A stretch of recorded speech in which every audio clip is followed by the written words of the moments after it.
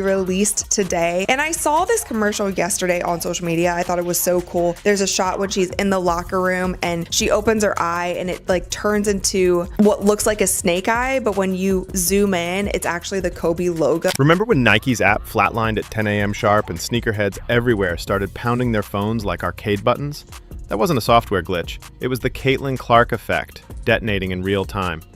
13,000 pairs of a Kobe stamped player edition vaporized in 60 seconds, turning checkout screens into tombstones and resale sites into Vegas slot machines. Heard that Nike stocked about 14,000 of these, and that is an unconfirmed report, but they sold out in less than a minute. If that's any indication of what a Caitlin Clark signature shoe will do, I think Nike better continue to get on it. Remember when Nike's app flatlined at 10 a.m. sharp and sneakerheads everywhere started pounding their phones like arcade buttons? That wasn't a glitch.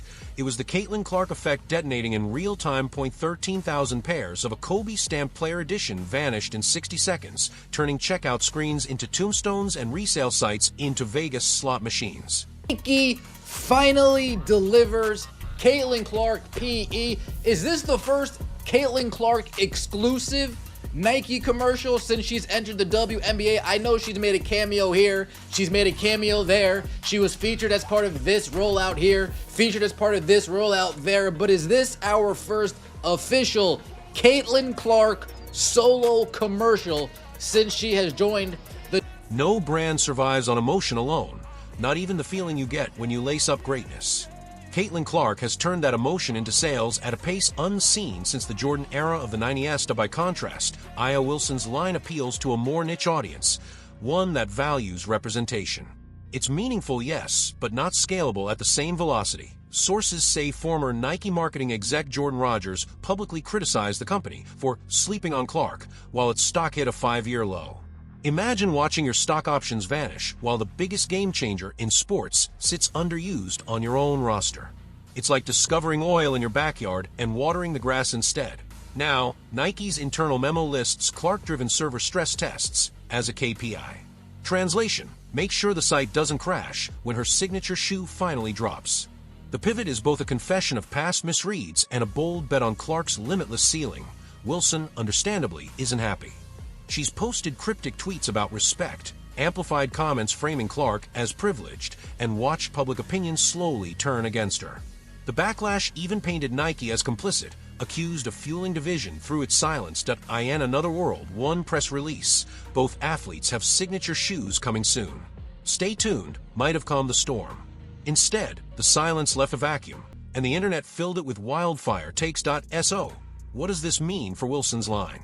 It'll still sell to Aces fans, collectors, and supporters of her message, but the mainstream tide has clearly chosen its wave. Wilson's best move now is to double down on her strengths: defense, leadership, and charisma. Create her own lane instead of chasing Clark's runaway train, because authenticity beats algorithms. You can A/B test 1,000 slogans, but if the athlete's energy feels fake, consumers will sense it instantly. Scarcity still rules the game. One limited drop that crashes servers beats 6 generic releases with shelves full of stock. Conversation outperforms campaigns. Clark's brand grows every time a kid imitates her logo. 3 in the driveway. You can't storyboard that kind of magic to be early, not perfect. Nike waited for the perfect rollout and almost missed the wildfire. In a viral age, speed matters more than polish. Insiders say Nike is now fast-tracking Clark's first true signature line, a new silhouette, swoosh logo, and women's specific last. If her PE sold out in 60 seconds, imagine the chaos when the Clark 1 hits this holiday season in full family sizing. Expect production around 100,000 to 150,000 pairs, still scarce enough to keep resellers hungry. International releases are next. Asia and Europe adore Kobe retros, and Clark's line gives them a modern successor. Meanwhile, Wilson's new colorways will test if storytelling can reignite her brand. Expect community-based campaigns, WNBA pop-ups, and partnerships with social impact groups. Smart moves, but still an uphill climb against Clark's mainstream momentum. Caitlin Clark didn't just sell a sneaker. She sparked a paradigm shift. She exposed the gap between scripted marketing and genuine magnetism. She reminded boardrooms that it's consumers, not committees, who crown superstars. And she proved that the best advertisement is sometimes just letting greatness speak for itself. Nike finally joined the chorus, but only after the world was already singing. Now, the question is whether they can keep pace with the anthem they almost missed or fall back into corporate deafness while someone else seizes the moment. One thing certain. The next time Clark laces up, millions will refresh their browsers in sync. And if you're on Aya Wilson's side, the mission is simple. Turn the noise into fuel. Rewrite the playbook. Remind everyone why your name once topped those same strategy decks, because in the end, boxes of shoes don't care about hashtags, statements, or drama.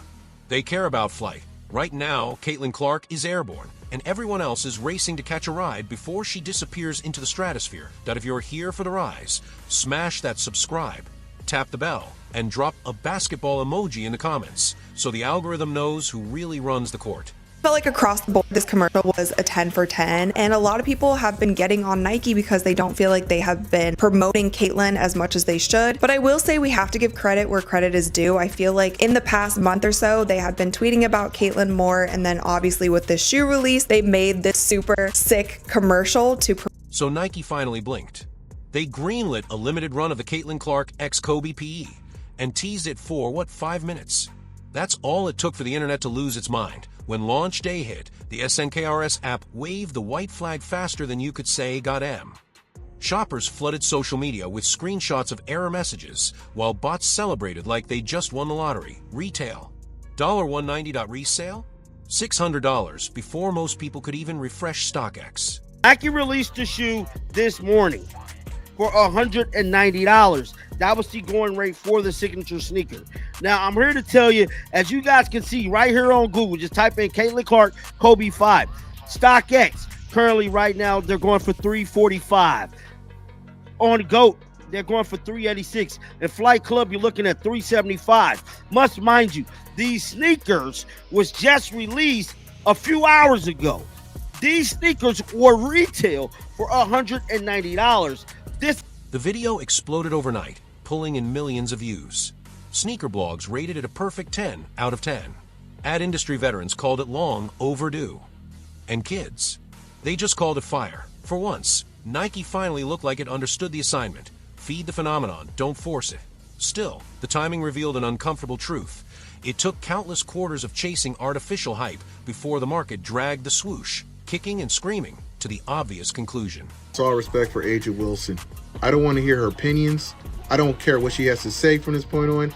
When you keep a Nike deal 2 years in secret while you're spewing all that crazy stuff about Caitlin Clark in the Time magazine, read it. Read what she said in the Time magazine. Yet you had a Nike deal the whole entire time. Let's zoom out. Caitlin Clark's rookie season has rewritten the playbook for impact. Road games that once drew half-capacity crowds are now selling out. TV ratings spike by more than 200% whenever her name headlines the schedule. Even bars in rival cities are hosting Clark watch parties. That's the difference between statistics and a story. Aya Wilson's resume shines. MVPs, championships, Olympic gold. But Clark's story keeps growing every 48 minutes she steps on the court. All of this was done while the shoe's being developed, while the collection's being done. To demonize Caitlin Clark and try to label her as a privileged white girl that's getting all the privileges, even though she earned everything she got. This ain't about color. This is about good and bad. And I honestly find this a little evil. I find this evil. This is beyond bad, because you had the ability to speak up and say, hey, everybody, relax. Don't get on Caitlin Clark. She got a shoe deal. That's cool. I got one too. Mine's taking a little bit, but it's going to come out. Just be patient. She could have came out and said that, but she... Meanwhile, just a few browser tabs over, Aya Wilson's meticulously marketed signature line sat there, like a politely ignored RSVP. Welcome to the biggest corporate course correction Nike has made in decades, and the drama's juicier than a summer blockbuster. For 2 straight years, the swoosh poured marketing gold into Wilson's brand. Custom emblems, story-driven colorways, even a Malia Obama directed commercial, the full royal treatment. The mission was crystal clear. Crown Aya as the next queen of women's hoops and let the sales roll. And on paper, it made perfect sense. 2-time MVP, Olympic champion, charisma for days. But there was one small problem. While Nike was busy scripting Wilson's hero's journey, Caitlin Clark was busy rewriting history. She was torching NCAA record books like post-game confetti. Every logo range 3 sent SportsCenter into reruns. Every press conference soundbite sparked 1,000 tweets. She wasn't just playing basketball, she was becoming the story. Her presence alone spiked TV ratings and triple concession lines. The marketplace noticed. Nike somehow didn't.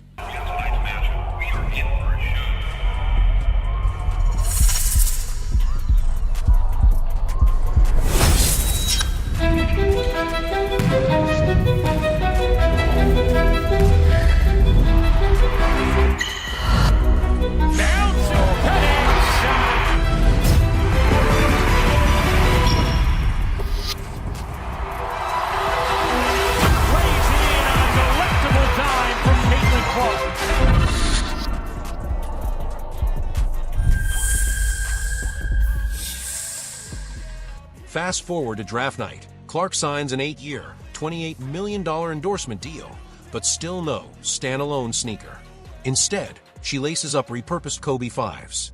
No custom logo, no personalized story, just pure performance. And yet those hand-me-downs were already outperforming Wilson's handcrafted masterpieces before they ever hit retail shelves. It was like watching a garage band outsell a stadium act, only this band had an entire state singing backup. Iowa alone saw an $82 million economic boost during Clark's senior season. It's very deplorable to me. I find it's very deplorable that you allow Caitlin Clark to get crapped on that whole entire time and even speak up. And on top of that, Nike's a bunch of a-holes too, because they didn't speak up and defend Caitlin Clark or speak up and say, hey, we got Aja's shoe coming. We got Aja's shoe coming. Just got to be patient. Caitlin Clark's going to get hers too. I don't understand the tactics here. All you're causing controversy that didn't have to be there. You're calling division where it didn't have to be there. You're calling racial, issues where it didn't have. Outside of Dick's Sporting Goods in Dallas, fans camped out overnight because apparently Black Friday now has a summer sequel called Clarkmas. The contrast was brutal. Wilson's most recent drop? Still in stock. Hype? Lukewarm at best. Nike's clearance pipeline sounded like a leaf blower in October. The numbers don't lie. 13,000 pairs sold out in 60 seconds, roughly $2.5 million in gross sales before the shipping labels were even printed. Within 2 hours, resale markups hit 100 to 220%.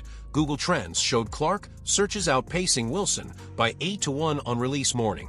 On social media, the hashtag #ClarkKobe trended worldwide, eclipsing Wilson's shoe tag by a factor of 12. In other words, Caitlin didn't just sell sneakers, she bent the digital economy to her will. To be clear, Aya Wilson is an all-time talent. But sneaker culture thrives on a 3-part formula: storytelling, scarcity, and star power. Nike checked the first 2 boxes for Aya: a heartfelt narrative, limited runs, but the gravitational pull just wasn't there. Her line felt more like a beautifully made family scrapbook you could lace up, rather than a must-have fashion flex. Clark, on the other hand, radiates organic hype. She doesn't chase the spotlight, it finds her. She doesn't need choreography or think tank slogans, just a basketball and a semicircle painted 30 feet from the rim. She'll handle the marketing herself. That authenticity resonates far beyond hardcore hoop heads. Middle schoolers, weekend warriors, even your uncle who swears he could have gone D1, all see a piece of themselves in Clark's fearless range. She bridges generations the same way early 90s Jordan did. No memo required, and that's where the tension turns combustible. Wilson has publicly demanded respect, sometimes fairly, sometimes fiercely. She's called out double standards, pointed to media bias, and questioned why her accolades don't translate to the same kind of fanfare. Here, Caitlin Clark sneakers from Nike is finally dropping. She was signed to them last year, and the sneakers is a year late in my opinion, but nonetheless I'm excited because these sneakers is finally coming out. But what does annoy me a little bit is that this is a collaboration with Kobe. Now, Kobe, respect to Kobe, the legend, rest in peace, great basketball player. But in my opinion, Caitlin Clark is a big enough star and she's creating her own legacy.